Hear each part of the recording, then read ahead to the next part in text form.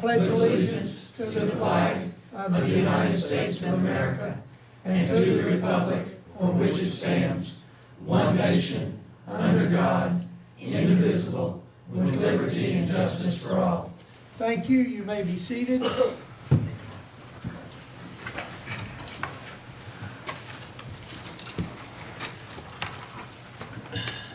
As I look around, I think we have a guest here from Christiansburg High School this evening, CHS government class, Alex Knost.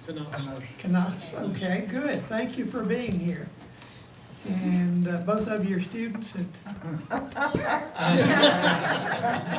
Nice of you to bring your sister out tonight, Alex. I'm sorry. He said, is he ready? Yeah, don't be, I like it. And he's not even running for re-election, Cheryl. Well, thank you for being here. First on our program this evening is council's intention to adopt an ordinance vacating easements for public and/or private utilities at 335 Windsor Drive, Northwest, tax parcel 435-36-5, including a 15-foot easement interior to the rear property line, a 7.5-foot easement interior to the right property line, and a 7.5-foot easement interior to the left property line. And I believe this involves APCO, is that right? Well, all public utilities, APCO, Verizon. Okay, it's all the public utilities. So is there anyone here that would like to speak to this public hearing this evening? It's for me. Okay, And all the utilities have been located to the front of the property now. There's nothing that runs behind or between our properties, between the subdivisions. It's where Windmill Hills and Robert Freyland's area was put in, and he asked for that zoning ordinance to be put in, and I would like to put a shed on the back corner of my property, just like my neighbors behind me have done for not in my subdivision. The only thing that actually runs underground there is the old cable TV bill. Line was run there. Everything else runs through the front. okay, So that's thank the you. reason why we're requesting this, so I don't have to put a shed in the Okay, middle of the good. yard. Good. And Mr. Helms, have you been in touch with any of the utilities? AEP, well, they all got a letter. AEP and Verizon responded that they did not object, except for Verizon wants to make sure that on the side property lines, they don't vacate it all the way to the street. There's a 15-foot public utility easement along the front, and they want to maintain that 15 feet all the way along the street. That was the only comment I received from the Okay, utilities. but that still allows you to, Yes, sir, we're only interested in the back right corner of the property. all right, thank you. We don't want to, I'm sorry, I have several other neighbors that have gone ahead and put up buildings, but we thought we would go ahead and come before the council on requests. Okay, may I get your name, please? I'm Deborah, DEBORAH, Nelson, space Williams.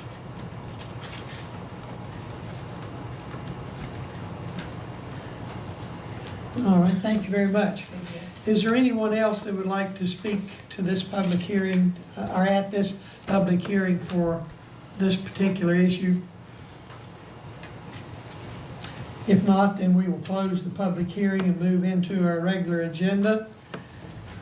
You have copies of the minutes of the last meeting, and I hope you've had an opportunity to read over those. We'll entertain a motion to approve. So moved. Second. Motion and a second to approve the minutes of the last council meeting. All in favor, please say aye. Aye. Thank you. We have with us this evening, I'm looking around, I don't see him. Wayne. Trey over here. Oh, you're hiding behind. Okay. Mr. Wayne Nelson, who is with our Public Works Engineering, he's sort of the go-to guy here. He's supervisor, director, and whatever else you want to call Wayne, but he's instrumental in getting a lot of things done here. Wayne Nelson. Thank you, Mayor Valenti. Good evening, council, and I want to thank Barry for allowing us to come this evening and give you this presentation.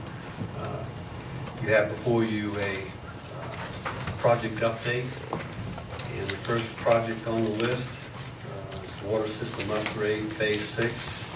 That's the Depot Street extension. There's two aspects of that project that we'd like to present to you: the traffic control plan and our communication plan. When we bid this project, we bid it two ways: full road closure of Depot Street and then partial closure. We realized a significant savings in time, which translates into cost savings. So we want to present to you our plan to keep traffic moving through the duration of this project. The other aspect of we want to discuss with you and present to you is the communication plan. I think moving forward now, any major capital improvement project will have a communication plan. I want to thank you for approving those two message boards at the last meeting, because we will utilize those. It's important to us to communicate to the public, the residents, the business owners, especially our emergency services folks, and let them know what is happening with the project and keep them abreast. So on that, I want to introduce Jesse Nestor. He is our project manager over water and sanitary sewer programs, and he has a brief presentation.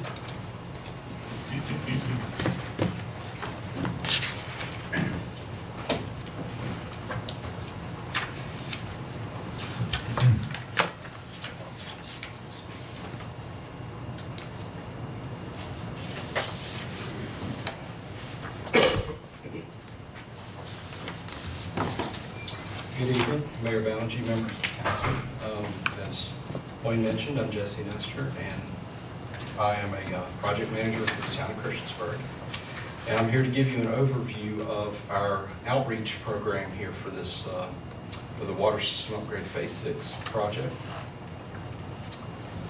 And I'd like to start to describe some of our outreach efforts, go over some of the components of our public relations plan, some of the things that we're doing to directly communicate with our stakeholders, and indirectly communicate with our stakeholders. And then also just give you an overview of the traffic control plan for the project on Depot Street, and I'll also touch on the project schedule so that you'll have an idea of how long that will last. First of all, we created a communications plan to formally plan our efforts. As a part of that, we laid out each of the project phases, planning, implementation, and then closeout. And as a part of that, we identified each of the stakeholder groups that are relevant to this project, and also identified the appropriate methods for communicating with those stakeholder groups, the direct methods and indirect methods. As far as the direct methods go, we started by sending letters to the residents and businesses along the project route, and those went out June 7th of 2013. In that letter, we sent an invitation to a public information session, which we held on June the 25th here at the town hall. We followed up that effort by sending letters to businesses along Cambria Street, that being the section between Depot Street and North Franklin Street, as the traffic, the detours and traffic control may have an effect on those businesses as well. And then another component of our direct communication efforts is a project update program, which we offer both email and telephone updates. And the folks that we like to, that we're going to keep up to date using that program include residents, business owners, the police department, the fire department, rescue, the public school transportation department, Blacksburg Transit, and the Virginia Department of Transportation. And then the last piece that we'll use as a direct effort are project signs. And here is a picture of what those project signs will look like, and these will be implemented, 2 on Depot Street, 1 on either end of the project, and we'll also install 1 along Cambria Street as you come from North Franklin Street towards the Cambria area. For our indirect communication methods, we've done a couple things. First of all, there is a web page for this project. It's one of our capital projects. If you go on the town website, here's a link to it. And then also, we will be sending information to VDOT to go through their Road Watch program. That information is posted on their website and is also in the Roanoke Times. And then here's just a look at what the website looks like. Along Depot Street specifically, the project will begin in the vicinity of Holmes Street and move towards Cambria. Prior to Thanksgiving, we are planning on closing Depot Street, and it will be closed 1 block at a time. And we need to do this for a couple of reasons. First of all, the location of the water line specifically is in the center of the street. And then a couple other reasons, of course, safety for motorists and for the work crews. As Wayne mentioned, to accelerate construction and also as a cost savings. And I'll put a picture here. This picture is actually taken out on Miller and Allegheny of one of our excavators sitting in the middle of the street. So this is very much what that looks like. Along with that, we'll implement detours, and that'll carry traffic around the work zone. We'll use a primary detour route, which will funnel traffic along Roanoke Street to East Main Street, and then follow East Main Street, if you look at the teal line here, to North Franklin Street, and then North Franklin Street will carry motorists back to Depot Street, and of course in the opposite direction, it'll go in the reverse order there. We'll also use local detours, and that's intended more for residential traffic. So as folks are entering their home or accessing their homes, it'll bump them around the block that is closed, and that will use the residential street. So the primary detours are really intended for the through traffic, truck traffic, things of that nature. The local detours are intended for the residential folks.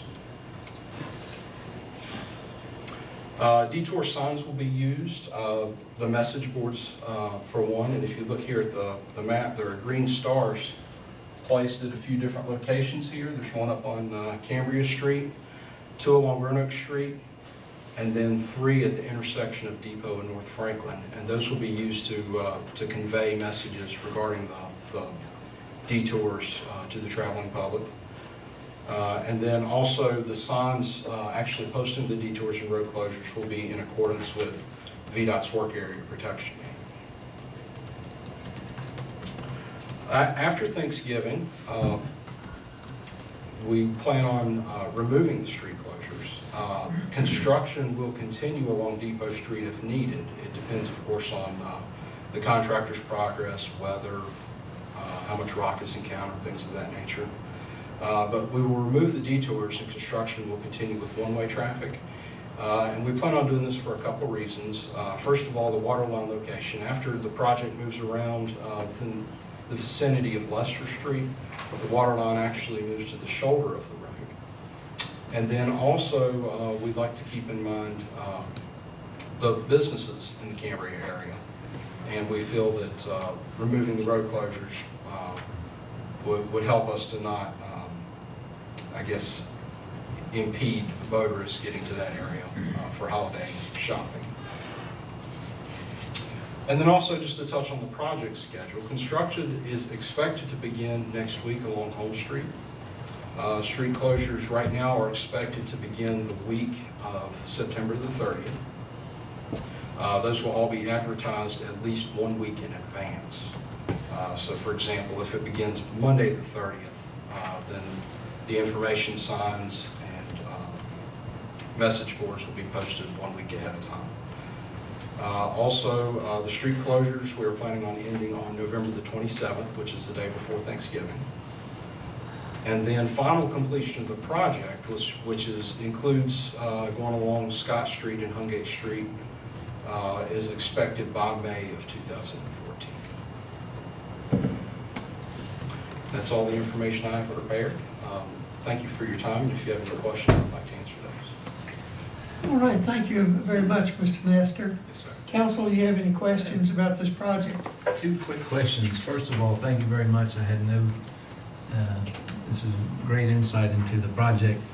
The project updates, you said contacts would be also by phone, not just email? They are available by telephone. How does that work? We sent out a project information sheet along with the letter. Okay. And we sent those directly to residents and businesses. And in that, we included a form that they could complete and return to me, Okay. where they had the option of choosing telephone or email updates. So to be a real live person giving an update, or is it going to be a recording? The or- telephone system is a recording. A recording. But it's a live person recording the message. I understand, someone from the town staff. Okay. And then, really good you're putting on VDOT's website. Was that gonna show up on 511, you think, or does that make it that far? You Not know, when you- positive about that. I can check. It'd be interesting. It's laudable, it's praiseworthy. I'm just interested, you know, because a lot of people use that now. I do. 511 app, yeah. It'd be interesting to know. But thank you very much, Mr. Nestor. Other questions? Thank you very much, Jesse, appreciate that. And Wayne, thank you. Yes, sir. Is there anything else? Is there anyone else who would like to speak to council on any matter? I'm going to recognize Miss Megan Dorset. Just tell us who you are. Hey, what he said. Megan Dorset, 630 Depot Street. I actually have a problem with your schedule. Our biggest season starts October 1st. And if we have detours that are on Roanoke Street, and Cambria Street, and Depot and Franklin, what do you think that's going to do to a Christmas season that goes October, November, and December? Christmas season doesn't start the day after Thanksgiving, despite what Walmart would like you to think. Walmart's Black Friday does, but that doesn't do the businesses in Cambria, especially things like the Emporium, which rely on the color season, the changing, the number of people who go out and tour and drive around to look at the colors and go antique shopping, primarily in October and November, are the two biggest months, and you've just killed their season. I'd like you to think about that. All right, thank you, Thanks, Ms. guys. Dorset. Appreciate your comments. All right, Carol, tell us who you are. I'm Carol Lindstrom. I live at 630 Depot Street and working in a business in the area. I can tell you that Megan's quite right in what the town's likely to lose in revenue from sales tax if we have no way of getting access to that one little section where you do have the antique dealers, and the toy store in particular does 70% of all their sales during that time frame. I had several issues I wanted to address. I know I only got 5 minutes, so instead of coming up here 5 different times, I'm going to try to get them all in one. First, as I know every one of you has been doing, I have been going through the revised town code with my red pen, reading every single word of that document, and I must praise the town on a job well done. It is a beautiful document. It has been cleaned up incredibly. Couldn't ask for a better job. Far exceeded any of my expectations. I also noted tonight with the agenda, I didn't see anything on the agenda to clearly identify what this was, but it looks like maybe y'all are considering a charter change. There was a piece of the charter that's in there concerning replacement of an open seat, which we don't have right now, but I assume that that's being done because it has to go through a very long and drawn-out process to initiate any kind of a charter change, including having to be approved by the legislature. If that's what this is about, it would be nice if citizens had a better idea of exactly what the change was that was being proposed. And of course, we'll have to make sure that citizens know their right to appeal to the legislators to be involved in that process. I wanted to invite you specifically to the open government event that we're having on the 19th. I think all of y'all have gotten the notice of that. We have some nice speakers coming in, some speakers who are very knowledgeable from all areas, including our own information officer, human resource officer, who's kind of a specialist for getting word out about Christiansburg. And then the other thing, having had a chance to go through the tourism document that y'all looked at last time, I see a situation that is not much different from what we had when we were with the Chamber of Commerce, with the way it was. I understand that some changes are being made to that. Possibly Christiansburg will get some better coverage in all of that, but yeah, most of what I saw was really tooting the horn of Blacksburg primarily, and Montgomery County as an adjunct, and then Christiansburg getting the scraps out of the pile. And while I don't really like the schedule, I do appreciate the fact that the town has tried to work out something that would not damage businesses any more than necessary, but that's going to be nasty. Thank you. Thank you, Ms. Lindstrom. Is there anyone else that would like to address council on any matter?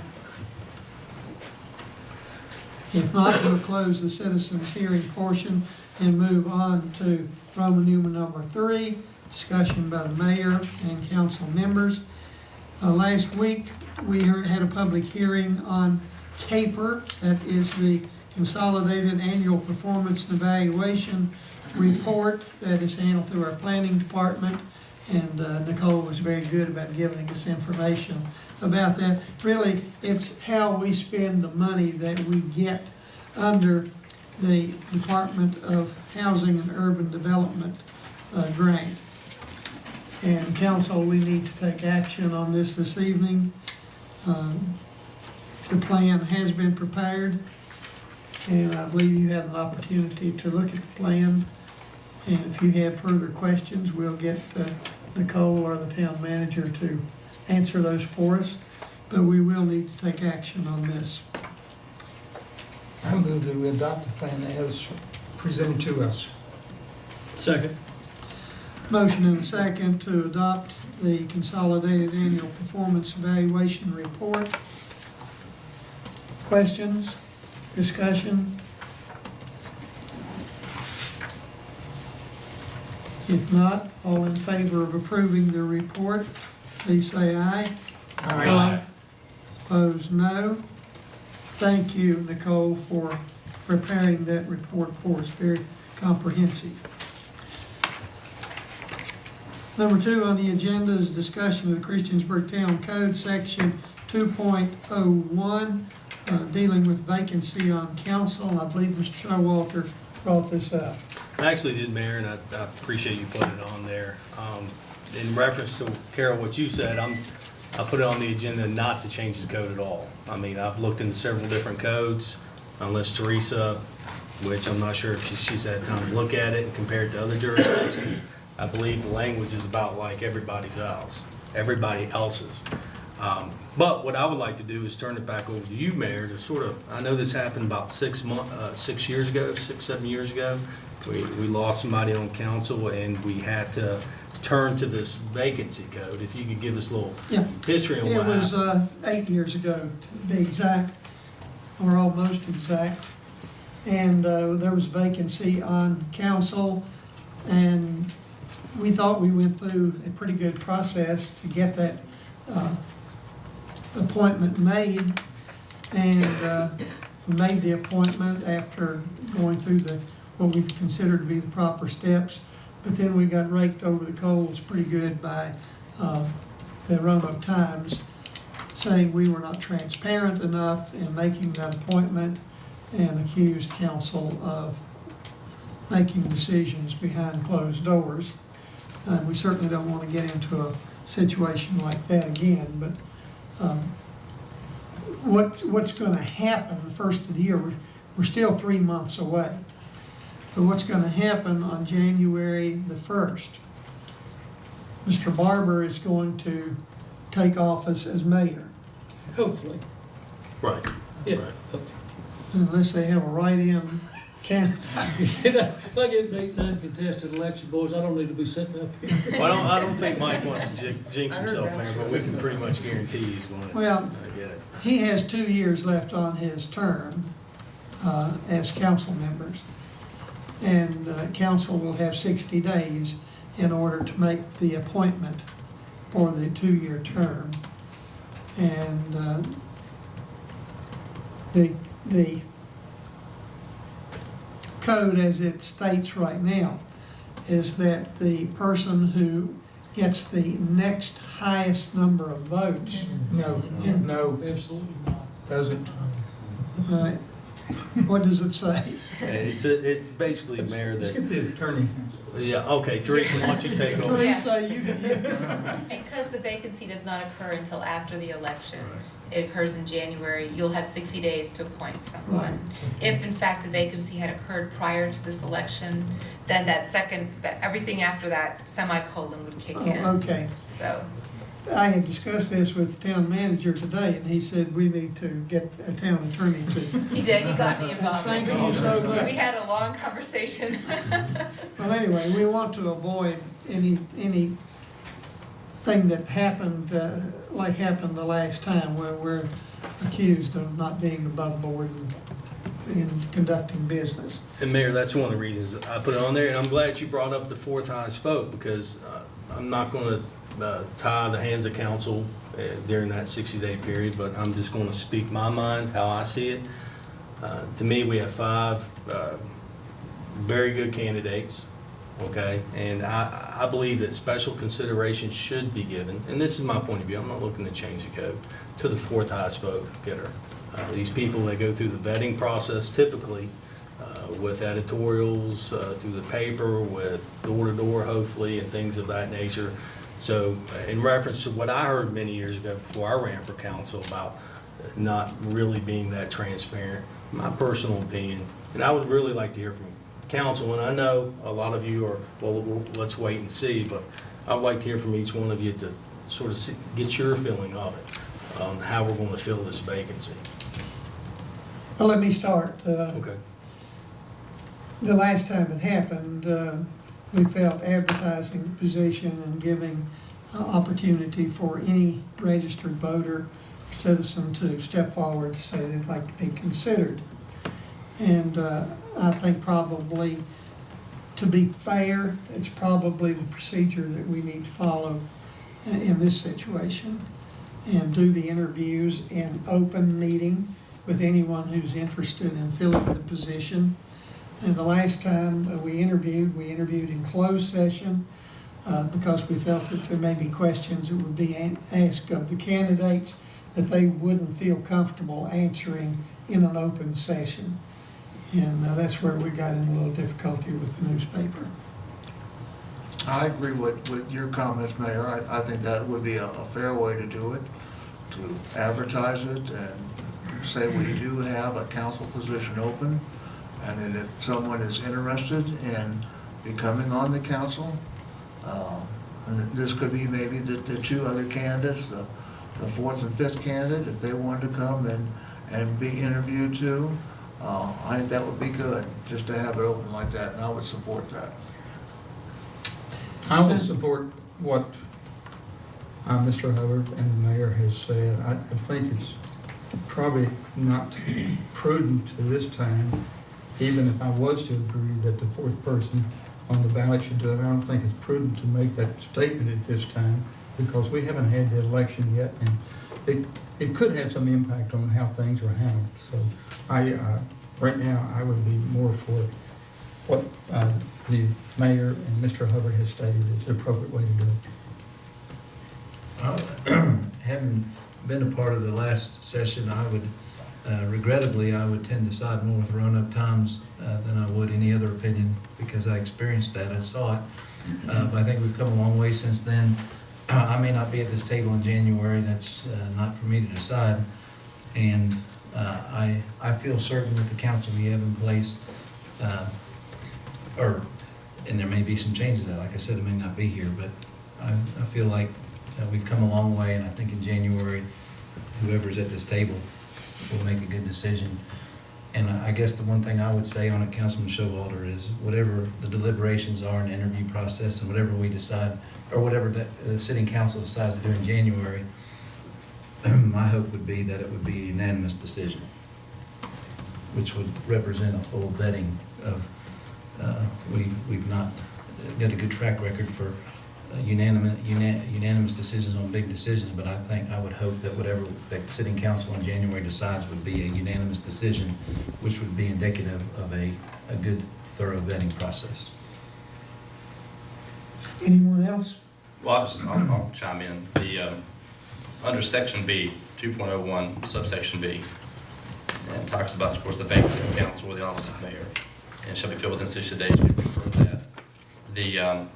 Obviously, that it would be within 2 years of the next election, in time in which the seat is vacated. So I guess, if I may request advice of the legal staff, are we in a position where council, regardless, must appoint that position, or are we removed from having an opportunity to have a special election? Are we removed from having an opportunity to have citizens involved in the process of deciding and choosing that member of council? Under your ability to appoint someone, you can do that appointment process any way you choose. Sure. That's the beauty of even being able to appoint.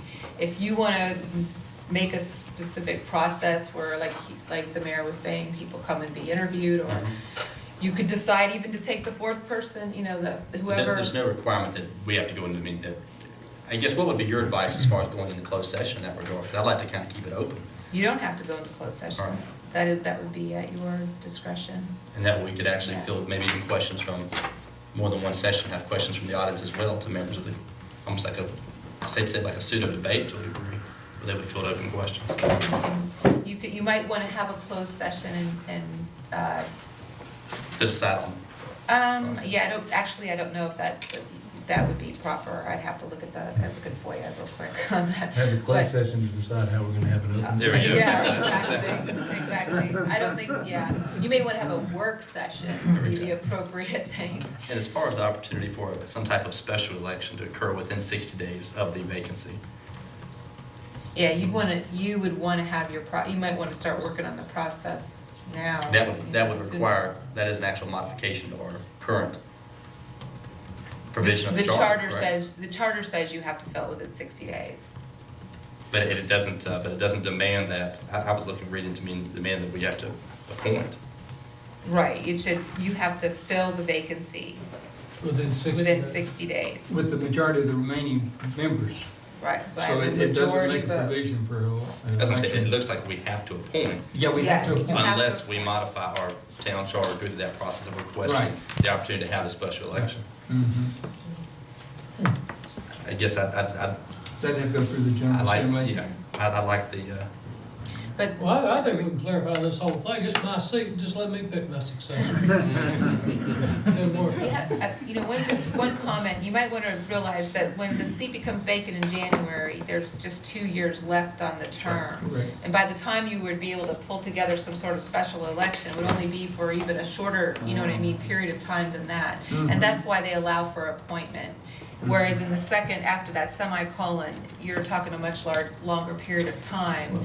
And then that's why they said the next, whoever the voters. And by the way it's worded, assuming that we appoint January 1st or March or February 28th, whatever, that will be within 2 years of the next election, so that person would actually run again in the next election. the next election. Right, cycle. elected. Right, it's in November 2015. So, But going forward, though, if we decide to modify our town charter or request modification through the General Assembly and request that they allow us to do so and seek that permission, if we did that and at a future time, if this came up again, because it won't be the last time this comes up, we would actually be able to hold or schedule the special election probably the day after. I mean, again, and here's what I'm saying before I finish this. The day after the election's done and we know the results and the votes are tallied and they are determined, we can actually then 2 to 3 months from that date schedule a special election, correct? Which actually puts us only about a month or so in to the vacancy period. You know, I cannot comment on a special election without looking at the, Okay. yeah. All right, but that way we Because wouldn't you're have to. talking a whole wait. other ball of wax. Well, I would think, That I way we would think wouldn't to have to start wait. with, Yeah. you would not have a vacancy until January 1 came. That would also be quite an Right. expensive procedure to get into, something that we could. For a short remedy on. period of Yeah, For time. sure. You know, the thing that I look at, seriously,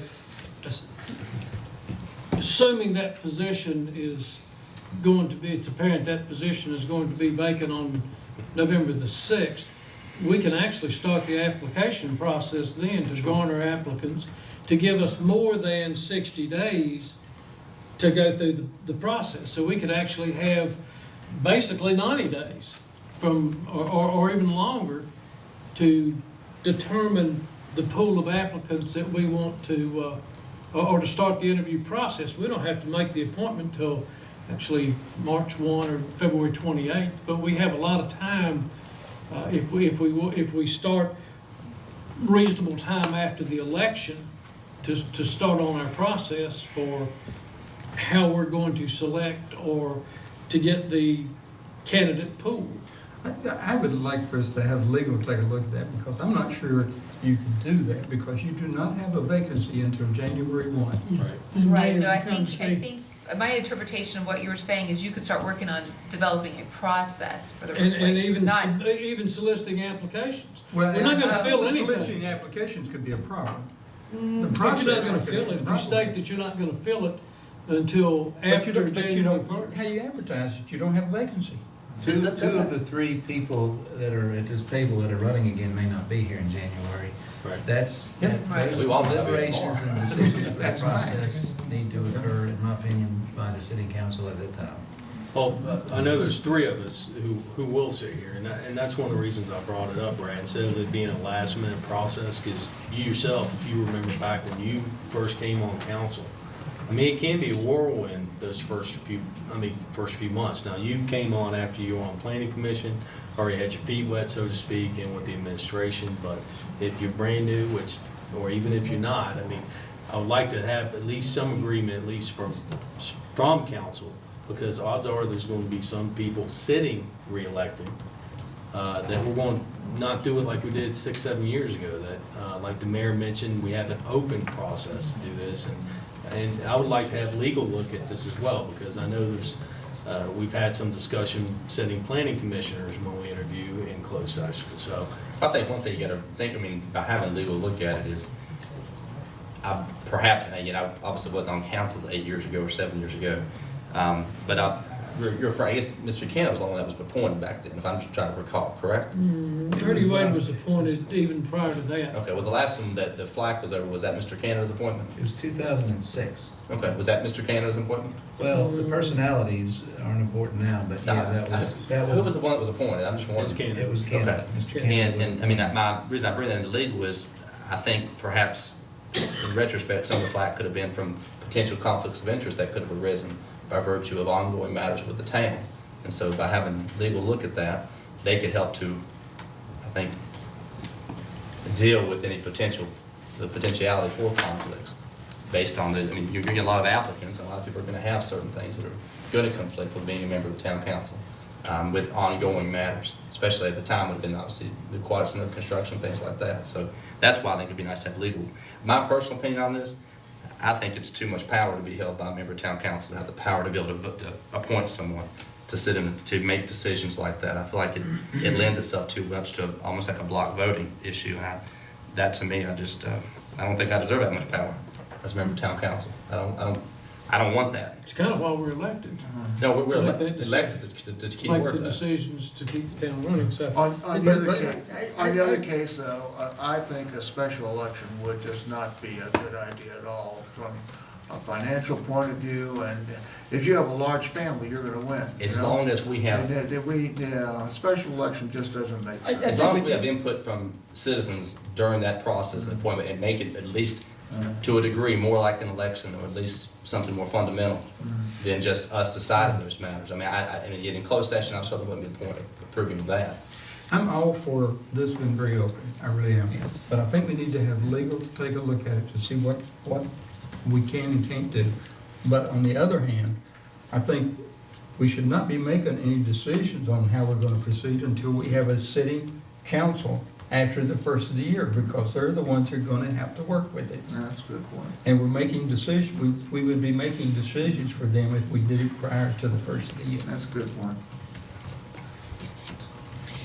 Which is a very unique, I mean, when you bring that up, there is a question there. The question is, when it talks about having the majority vote of the remaining members, because of when the seat will become vacant, who are those remaining members? Yeah. And I need to, I You need would to like, check that out. yeah. Is it the Mhm. current folks, or is it the new folks? Yeah. It would be the new folks after the first of the year. Right. Right. But, yeah, after the first of the year, but she's gotta find out. I would like to double check that and see if there's Can I anything suggest on we, point. at this point, table this until we get some more Mhm. input from town attorney? Well, and I don't know we need to take that. I think we've taken action here, and we're doing something moving forward by getting legal to take a Legal look at it. advice on it. Yeah, I'll definitely take a look at that and tell you how others have done Okay. that and taken care of that. All right, thank you, and please forgive me for not deferring to you to begin with, because I am certainly no attorney. All I can give you is based on the experiences we've had in the past. Okay, let's move on to the next item, unless there's any further discussion on this. We'll move on to the next item, and that is the strategic tourism plan. That was presented to us, and we heard from citizens last time, and I believe their suggestions were forwarded to the tourism committee, and they're in the process now of including that information into the plan. I received an update of the plan this afternoon late, and the pages that look like this are in front of you. These have been added as an appendix to the plan at this point.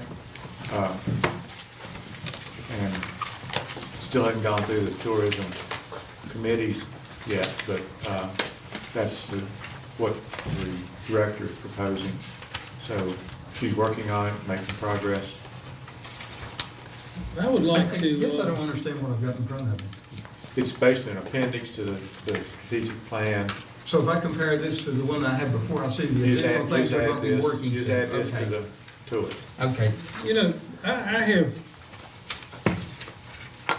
played golf around here for 60 years. I'm just trying to figure out where Golden Hills Golf Course is. Is that the frisbee golf? So just Yeah, all that's for It's all their deals, I imagine. It's far, There's frisbee golf. All Disc for golf the is there at the, You might do better on that one, Mike, than you do on the other one. golf pond is right behind it. I'm not sure about that. Mike was going to head out there tomorrow. What I thought was quite possibly it was a misnaming of, since you're going out into Pulaski County and other places, and unless it was already in the new plan, the old plan that I did not see, I don't see, and Ian, correct me if I'm wrong, if they're there, I stand corrected. I don't see the Meadows Golf and Country Club, and I don't see Auburn Hills Golf Club. So, I mean, to me, the list is still not complete. And the same thing, you said Pulaski, they went out to Well, I went Pulaski. up to Fairlawn to Peak Dive River There's no Course. Thorn Springs, which is just 15 minutes or 10 minutes down the road. There may not be one. And Mike, that's a good point. I mean, I forwarded, Megan sent it to me around 3:30. Barry had it at her desk today, a printed copy. Megan, when you reviewed it, did you feel, That thing that was a nice spreadsheet with all the things separated, Yeah. that's actually mine. that's yours? Because it That's looked a mine. lot I know like what- this. So you can blame me for forgetting to put the golf courses on. So, here's, I mean, I spoke But I to, will add them to my spreadsheet and send them back to her with additions. Well, I don't think we're gonna, until we get the final Yeah. document with this in place, we're not gonna approve anything anyway. no, not tonight. I'd rather us give it another 2 weeks so each of us can look at it and make additions. And what I request, Barry, would be that we individually contact you, if that's okay, and then you can be in touch with Ms. Bleakley. She is aware of it. There's no malcontent meant for this. You know, I can echo what Carol said over years about Blacksburg dominating, but you gotta give it a shot. And you know, I appreciate you and Megan being, noticing this, bringing it to our attention. And I know she had a lot of it sub in with like the certain general parts of the strategic plan, like the railroads. I mean, there's no malcontent in there, but during the next 2 weeks, whatever you notice, if you just send it to Barry, I plan to go through it and take another look, and hopefully I can think of something else besides the Golden Hills. Hills. It's 18-hole par 3 Because course. that's actually in the county. Let's give Ms. Dorset a chance to, Do you want me to go up there and say it rather than? if you like, come on I'm up. not sure we'll get you away from up there, Megan. I actually don't stand up there as long as I used to. Yeah, the couple things that I sent along with my list that I redid. I also sent a kind of a short report to go along with the letter I handed out a couple of weeks ago. And one of the things I noted, and the reason I was concerned about the fact that Christiansburg sort of was not really mentioned all that much, was not only in terms of a lot of the sites in town weren't mentioned. The bigger issue is, when they talked about the tourism efforts, there was a major tourism report done here in the 1980s. I know there's a copy someplace at the depot. I saw it, I don't know, 6 years ago when I was cleaning up files, and I have to figure out where I stuck it. But there was the New River Tourism Council at that time did a big study.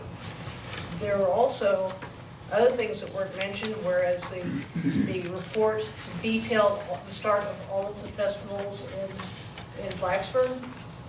You know, this is when Stepping Out started, and this is when, you know, Food Bloom started. And there was not a single mention of Wilderness Trail Days, of the Heritage Festival at the museum. They also left out all the county ones too, like the Tomato Festival and the Price's Pork Fair, which has been going on for, it's been like 70 years. So, you know, it concerned me that there wasn't an even balance. And that's what a lot of my notes to Ms. Blakey noted as well. Did you include in your notes to her the Wilderness Trail and the Price's Pork? Yes, but I couldn't remember. I knew the Wilderness Trail had been going on for at least 40 years, but I couldn't remember exactly. So there was a note saying, you know, saying, check the starting date on both that and. It'll be 1973. So yeah, I thought it was going on when I graduated from high school. Now, I just read the sign that said The big 40th sign. subtract subtract 40 from that, and I got 73. But it's, you know, there were a lot of things that just was not even-handedly. It was clear that the majority of the influence was coming from Blacksburg, and the majority of information that they'd been provided was from Blacksburg. So it's, I think, a matter of going and kind of updating and adding in all the missing information from both Christiansburg and the county, which were the majority of missing pieces were from those two jurisdictions, not from Blacksburg. So that's it. All right, thank you, Ms. Dorsey. And anybody who wants to add to my long list is welcome to send me an email, and I will be glad to add it into the database. Thank you. All right.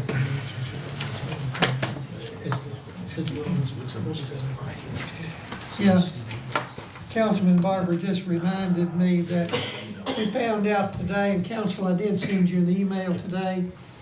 We found out that Miss Kathy Mance, who was the CEO of the Christiansburg Montgomery County Chamber of Commerce before it merged, passed away in Charlotte, North Carolina.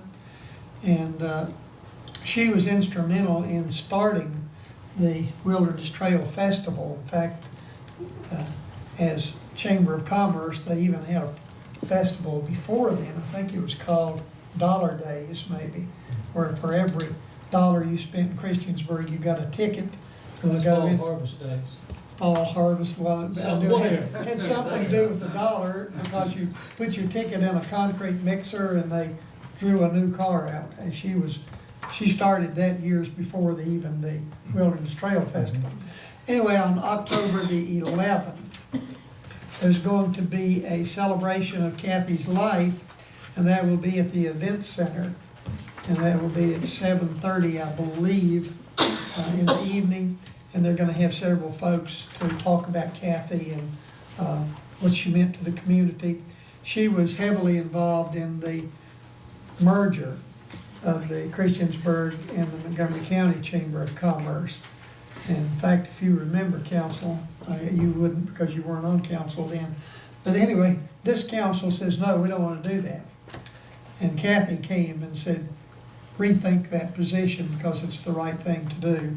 And then this board approved it and the merger went through. But anyway, Kathy was a good person and was very heavily involved with Christiansburg and particularly town council. It's one of the situations when Kathy talked, council listened. And I was sort of shocked to hear about her passing. What was the time on that again? I believe it's 7:30 on October the 11th. Glenn Cochran is putting that together. Friday. And I guess maybe. Anything else, Mr. Barber? You want to talk about it? No, sir, not yet. Okay. Well, you reminded me about Kathy. I thought maybe you might want to add something to it. Okay, anything else on the tourism issue? Ms. Blakely asked me to pass on that this will be continually updated as it relates to assets and stuff, and the most critical part of the plan was the 5 goals that were identified. Make sure everybody looked at those closely before passed it, so. Okay, thank you. Let's move on to the next item, and that's council to consider sponsoring an athletic event to replace the recently canceled privately sponsored triathlon, which was held annually, and what do we do it, Terry, 2 years? 2 or 3 years? And they're not gonna do that this year. So I believe it's Ms. Showalter and Mr. Hubbard that suggested this. Yes, Henry called me up last week, and we talked a little bit about how it would be nice if Christiansburg had maybe a 5K race. They used to have several of them here, and it would be good for Christiansburg for us to do something, maybe to pick up for losing this triathlon. And you know, there is a tremendous demand for this. I'm not sure if you followed it or not, but this past weekend, Blacksburg had a half marathon 5K. And they had 1,200 people in the half marathon and 400 in the 5K. So there is a tremendous desire to do this, and it just makes the community a little bit better. So I sort of thought about this, and I'm just throwing this out and what people might want to think about it. I thought maybe it would be good if Christiansburg could do something, and I know the Aquatic Center has sort of lost something in not having this. And so I was thinking maybe we might want to think about have a Christiansburg Run Swim Challenge, and have start off with a 200-meter swim, and then go right to the 5K, and we could use the 5K, the same course that the triathlon did. And the triathlon is down there in Cambria, and it's a good location. And I was thinking between the Parks and Rec and the Aquatic Center and the police department that they could maybe work this out. And I know liability is a concern. I'm not sure if people are aware, but Blacksburg did a triathlon 10 years ago, and they had a serious problem there. But I think, that I myself have enough regards for both the people in the Aquatic Center and Parks and Rec. And I think it could be something really to get people interested in swimming them and running and getting in shape. And I would just like to say this, that Henry and I have already decided that if there is this event, that we will be one of the first to sign up. And we could maybe even have a team, you know? And of course, I would carry, Henry as much as I could, you know? There is a caveat here. Steve told me to keep my mouth shut. He didn't tell me anything about this. He did this. No, well, I'm serious about this, and I would hope, I've talked to Brad Epperly, talked to him yesterday and showed him the course. And Terry, I hope that he'll get maybe with you, and maybe we'll get with Chief Sisson, and maybe you guys could tell me, if there's any things that we could go this.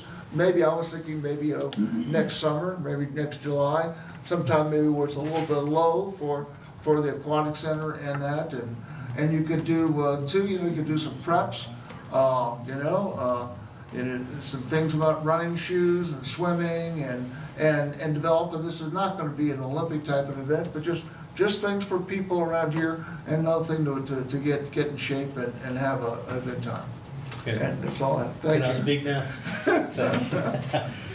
Before council chimes in, basically what we're looking at is something that maybe we kick to the administration, which would be, of course, law enforcement, aquatic center, Terry, Brad, sort of have a discussion, whether we need to do a central business district meeting and start a discussion, but I would like to have staff sort of discuss it first. One, because I know liability is a big deal for town, sole town sponsored events.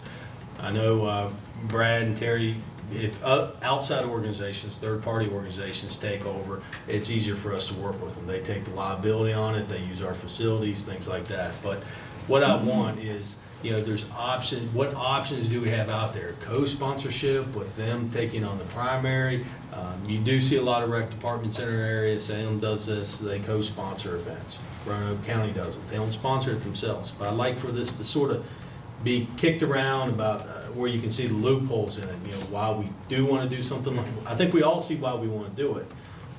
And part of it, Steve and our conversation when the triathlon's not coming back, it's sort of nostalgic to me, because I remember when I was a kid, it was a big deal to go down and run the Cheryl M. Quigley or the Dr. Jurison run, and they'd have a run walk. My sister would run the 10K, I'd do the 1 mile fun run walk. So, stuff like that. It's a community building. It's primarily for recreation. It's not necessarily for festival or anything like that, but just to kick around ideas, because it's been so long, and maybe even there can be anything. We contact and we see what it would take to bring them here to sponsor something, but also we want to consider it consistent. So, that's what I would like to do. It's not tabling it, but sort of get the process going, let the staff look into it, see what the problems would be. We all know what the benefits would be. Because I know people I talk to, and they are always, hey, when are we going to have another fun run or a run downtown, and bring recreation back to Christiansburg and the downtown or wherever it may be. Well, promotes it again. Promotes a healthy citizenry if we get behind something like that. But me personally, I'm not a big fan of running. I love sports and all. I like to be on the field, but I can't bring myself to run a mile or two. My wife, on the other hand, maybe just to get away from me, she runs every day, it seems like. But I've never in my life, and over the last 10 years or so, the interest in 5Ks and 10Ks, it's unreal. There's groups of people that meet up at all different hours, all during the week, during lunchtimes now, to run the Huckleberry Trail to and from Merrimack on the Christiansburg side. So, something like that would go off great. And you could probably, I agree with you, it'd be nice to have a third party involved, but even if the town was the one that was orchestrating it, I'm sure you could, whereas of how the Wilderness Trails kind of comes together, something like that could probably come together into a greater event if it's once per year, something large. But I think it would be fantastic to be able to use something, to use what we do have and promote what we do have. And also what we do have is we have beautiful scenery, we have beautiful views. It'd be nice to be able to incorporate that in our particular trails, or depending on how long we're going to be looking at them. I think it's a great idea. I give appreciation to both of you all for bringing that up. I never really thought of that, trying to do something like that on our own. Well, I'm gonna make a promise to Henry and Steve.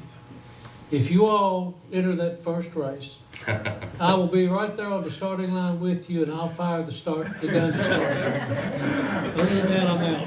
And I'll wait at the finish line if you vote. But when they talk about the Quigley run and Jurison run, and I've had some experience working obviously not running them, but working them. You know, we used a section of town that I think is it's a much safer route than what they're proposing in trying to go across intersections and shut down, Radford Road and Franklin Street and these type things.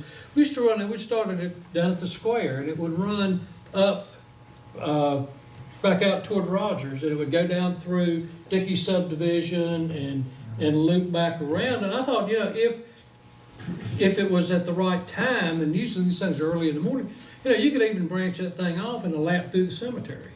And then on out and down, and maybe, or even extend it on out to the town limits out in Ryder or Rogers, and, you know, you could deem it the race to the limits. And one thing too that goes over really well is, because a lot of the girls I've coached, when they have the different age divisions, people seem like they really get into that quite a bit, especially with the younger kids, where you can reduce it down, move from the 5K to the 1 mile or something like that. But I think it'd be a fantastic idea. I think if we consider this, and it's like I said, I'm more toward supporting a run into the safer sections of town, where you're not blocking off quite as many intersections, and certainly not having to use 21 police officers as they used in the last one. But I think the one person that we're missing in this whole thing is Shane Graham, or Shane Gwynn, who sponsored and put on those things for several years as far as a race coordinator and getting things organized. Now, I want We to add too, the reason I sort of brought up swimming, I thought that'd be sort of it's an unusual, would make it sort of a little bit unusual. And also too, we want to try to keep the aquatic center. If we have this thing, maybe a lot of people who don't go to the aquatic center that often would go and see, hey, look at this facility right here. They maybe do some training there at the aquatic center too. So it would be sort of a bonus for us too by doing it. And with the police people, that's why I left the bike out of it. That is, when you put the biking in there, that is when the police, it really gets into it. And, Terry, I hope that you and Brad will look into it, and Mark, and do that. And I think we're just, thinking just for the whole town, that this could be good for everybody. Could it possibly be a 2-day event? On Saturday, you do a swim marathon type thing, and then on Sunday, or vice versa, whatever, then you do the race. So the people that are coming in from out of town, you have them here for an extra day or two, spending money and eating meals and things like that. We could do at the aquatic center, you could do a swim till you sink. The last man out of the pool wins. Well, I mean, that's what I'm saying. It could be a marathon swim followed up by a marathon run the next day. Well, I agree with Mr. Showalter's statement that probably, we can't sit here and design a race or anything like that. We need to get the folks that are normally involved with it, such as Terry and Brad, and working with the staff here, the administration and so forth, and come up with some ideas of what it would be and what it would take to put something like that on. I think getting certain members of the community that are specializing, and Shane Gwynn is perfect. Oh, To have involved with absolutely, yeah. that. And they know those people. Sure. And they all, I hate, pardon the pun, but they run in those groups. I mean, that's the, they would certainly have access to the way things are done elsewhere and what's worked and what hasn't worked. They might even have a private group that could benefit from it. Well, there's one this weekend, the Lila's Playground. Lily's Playground. Lily's Playground. That's this weekend. I mean, there's. And Court's wife is gonna run it, yeah. She is. There's a lot of thought behind this, and I think it is. I didn't mean to make light of being the starter and not the runner, but no, I didn't. I'm honest. I ain't gonna do that. But I think that there's a lot of possibilities out there, and I know that there's the big concern is the liability, obviously, and that's where maybe you bring in maybe the high school gets involved with their, the proceeds going to the cross-country or the track teams. And I think Shane may have been involved in some of that in the latter years of the Jurison run. I think he put it on, It was I think it was a fundraiser for his track teams, so.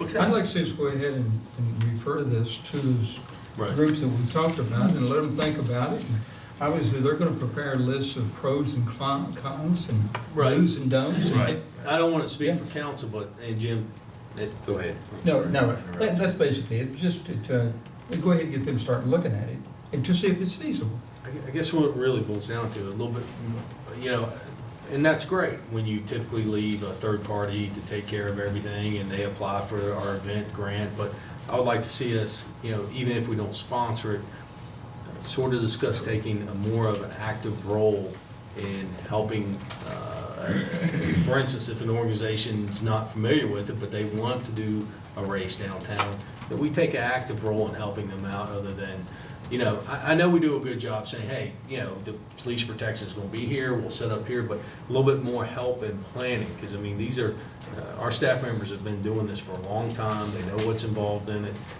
and that's why I mentioned co-sponsor, but I'll end it with this, it doesn't have to be a run and swim event, it can be separate. We can sponsor a swim event and a run event, so there's a lot of possibilities, and I'll leave it at that. I've got one question for our legal team, I guess I'd call it. Because I don't know, but it's, again, having a third party, obviously being the one that takes the lead of it. If it was a nonprofit third party, I'm just thinking of the way we do it with Safe Haven every year, but with our big fundraiser. If a nonprofit third party, 501c3 recognized third party, was to take the lead and have their volunteers help out with the monitoring of it, with the management of it, do we get those same immunities flowing through the nonprofit in the town, or to the town? Well, we would have our own, our own immunity. And Right. then they have a certain immunity under the Virginia Code, being, if they're a charitable Charitable organization. organization. They have certain immunities also. And then participants would probably sign a waiver of liability. And So, I mean, there's definitely ways to do it, because it happens all the time. And I guess the reason I'm asked that is, so if a third party, if a charitable group is involved, and again, they have their charitable immunities, we have our immunities, they sign a waiver. If there's no third party involved, it was just the town, and we required them to sign the waiver, are we guaranteed any additional protection by having a third party nonprofit be the go-between? You know, I don't think it gives you any additional. So really, it doesn't even matter then. Yeah. It'd be nice to have it. I think what most of the time, the reason they do that is because they want them to basically, they're just Be the here ones to do it. to do it, Right. yeah. And- Okay. If But we I can do something as a town that pulls in 1 or 2 or 100 people that haven't involved with any kind of other program, then something like this would do that. I happened to be out on Sunday morning with my fourth grade daughter, 9 years old, at the Huckleberry when they came through, and it was truly a town of Christiansburg event too. I saw at least half a dozen police officers. I saw the Christiansburg High School band on Shoppers Way, if you can believe that. And, you know, foggy Sunday morning, they were out there playing as they came down from 460 Business and came into the Newer Valley Mall and out the Huckleberry Trail.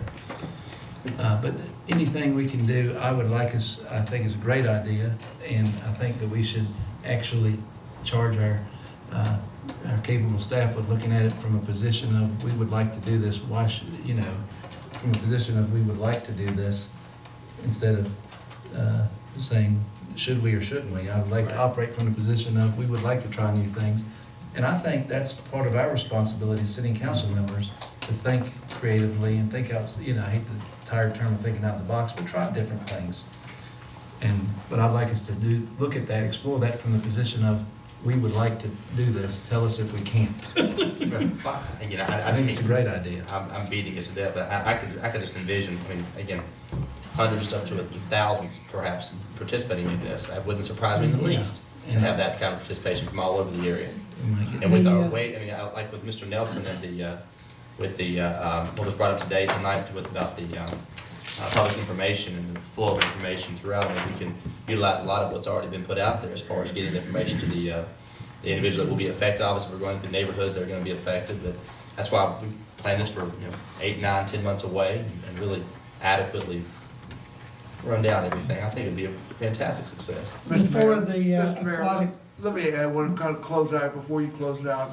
The big thing in Blacksburg was basically on this liability thing, which I know is a But the thing in Blacksburg was incompetence by the Blacksburg people, if you're familiar with what happened there. And we're not gonna do that here. We're gonna be on top of it, because we have good people doing this, and they can do it, okay?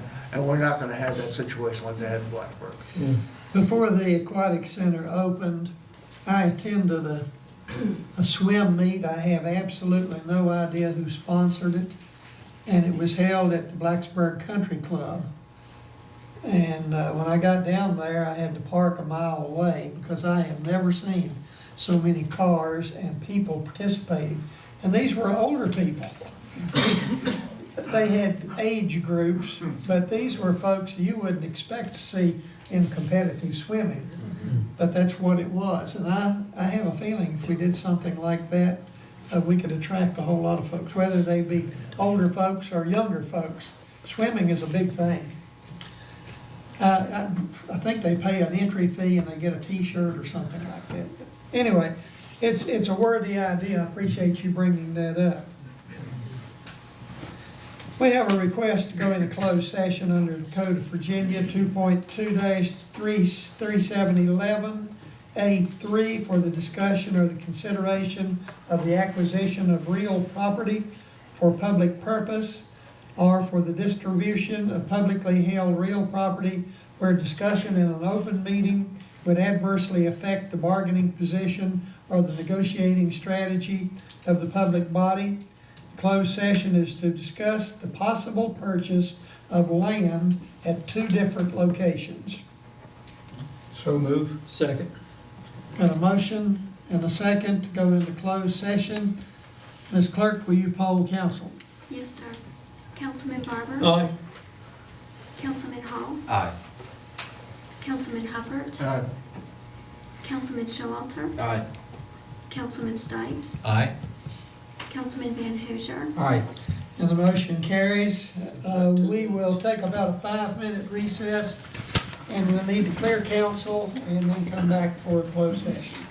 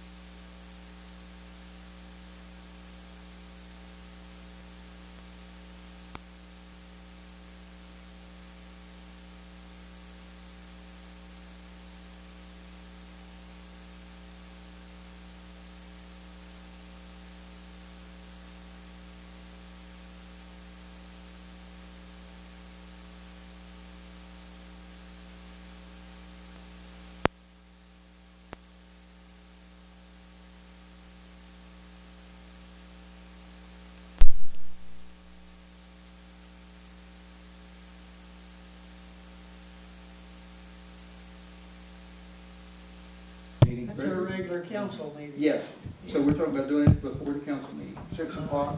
What is the October date that they're gonna have their aquatic advisory meeting? It's on the first Wednesday. So that would be the third, no, it's the 2nd of October? Yeah, I think so. Any reason why we couldn't just do it from 6 to 7 on the 3rd? Or 5 to 6, instead of them having their meeting at 4, we can just do it here at 5 to 6? I don't think Steve's gonna be here. When is this? The Wednesday after the very first, the Oh, day after the Wednesday first, the day after the first council meeting in October, we could just do it that day with them. Or we can do it before the October 1st council meeting. Well, That's street committee meeting. Okay. No, we've got a Wednesday. street committee, we can't do that one. So that'd be October, Yeah, the 7th and the 20, yeah, you have the 7th and the 21st are the meeting dates. No, we don't meet the 21st because we'll be coming back from the. no, I think it's the 1st and the 15th. Whatever. Let's see here. Yeah, the 1st is the Tuesday. well, I think the 19th, if that works for them, and if we can get as many of them in here with us, and I know unfortunately, Brad, you're not gonna be here. If not, I'm good for December, if we wanna start looking that far. Yeah, I don't wanna. I don't have a problem with that. I'd hate Crunch it in. to pull the rug out from under without talking to them. Right, because Jim's our liaison, he's trying to talk with them and set up a stream date for all Well, of the us. 19th works with my schedule, I know, if that's what y'all want to do. That's You good with fine. that? I'm fine with that, yeah. They gave you November 19th, Jim, was that Yes. it? What time is your? I think Well, that's what we that probably was the voted. thing, is, council, do we think we need to meet at 6 or 6:30 or whatever? Well, Do you have a street committee meeting that day? we're all here. Not as of now, so we should be able to schedule We around. are interested. So fine, you just meet at 6, then you think would be best? It's sort of like I think 6 o'clock would be when you good. were, where you Plenty were of time. line of football, you push it, push it. Is How that does sound, okay? y'all? 6 o'clock on November the 19th, Yes. is that agreeable with everyone? So All moved. right, let's write it down, Mr. Helms, we'll post it. Now, is that considered a work session for council? Yes. Do we need to take a vote then on that, or to set that work session? 'Cause if so, I would move that we would hold the work session with the Aquatic Advisory Council on November 19th, 2013 at 6 p.m. Second. Motion and a second. November 19th, 6 PM, work session with the Aquatic Advisory Board. All in favor, please say aye. Aye. Opposed, no, thank you. I have a couple items. I have prepared a proclamation for, let me get it here. I want to make sure I get this right.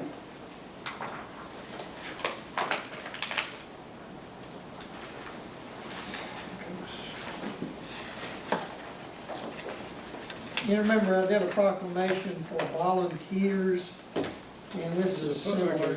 Here it is, here it is. Person, place, and thing. Yeah.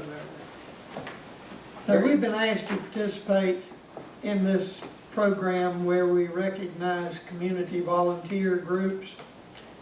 And it says that Christiansburg is a community that encourages its citizens to maximize their personal contribution to the community by giving of themselves wholeheartedly and with total effort, commitment, and conviction to their individual ambitions, family, friends, and community. Christiansburg, Virginia is a community which chooses to shine a light on and celebrate individuals and organizations within the community who go the extra mile in order to make a difference and to lift up fellow members of their community. And that's what this is. It's a proclamation stating that November 1st is the Extra Mile Day, and we'll be recognizing volunteer groups like the RSVP, the Rescue Squad, Volunteer Fire Department. All these are volunteers that work for the community, and any others that you might want to share with me. The Kiwanis Club has been very active over the years in participating in community activities. So I'm open to suggestions from you. They've asked us to send them a list of maybe 4 or 5 organizations for recognition. So anyway, that's November 1st, Extra Mile Day. So moved. I move we approve or whatever. Second. Motion and a second. It really doesn't need it, but that's okay. All in favor, please say aye. Aye. The mayor can do proclamations. You have to approve resolutions. I'm sorry, I'm a slow learner, but I ain't took office yet. Give me a break here, please. You know, Mayor, you might want to think, the Knights of Columbus do more than you might think here. I don't think they're much plus, but you might want to think about them too. I tell you, it's gonna be a pretty tough competition. There's a lot of good organizations around. I guess there are. Yeah, they'll probably receive a letter from this organization of cities. I think that's what it's called. They will get a letter saying congratulations on being recognized for your volunteer contributions. So there won't Knights be of Columbus, Right. what do they do? Party. They're a service organization. They sponsor bingo You're hurting us Catholics badly here. All right, well, anyway, if you have other suggestions, let me know. And let's see, I think that's all I have, other than to remind you that Saturday is Wilderness Trail Days, sponsored by the Kiwanis Club. If you're interested in volunteering, 5:30 a.m. Yeah.